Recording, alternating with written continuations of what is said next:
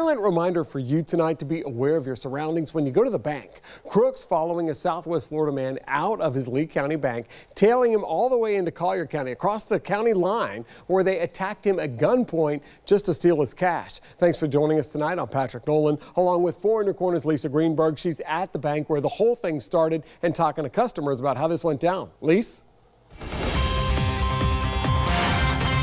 Yeah, Patrick, the victim was leaving this Wells Fargo bank here on State Road 82, and people who were using this bank today say they can't believe what this report says happened next.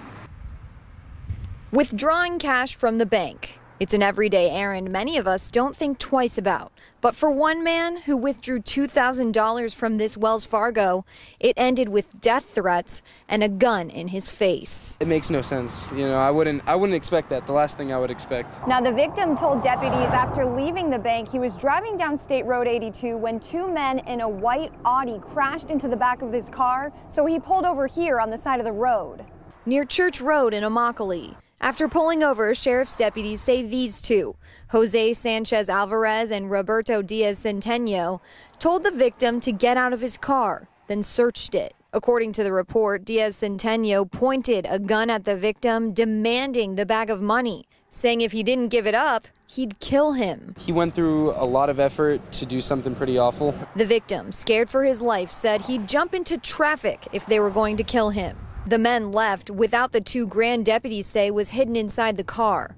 Still, many people say they're shocked and worried. Is this something that you would ever think would happen when you're leaving the bank? I mean, not until now. You know, now I do. It just goes to show you doing everyday things like going to the bank, you need to make sure that nobody's following you. A half hour after the incident, deputies tracked down the 2 men and arrested them. Karma. It's always going to come back and get you, you know. Now, one of those men arrested is from Immokalee, while the other is from Puerto Rico. And at last check, both of them are still behind bars in the Collier County Jail. Lisa Greenberg, Fox 4, in your corner.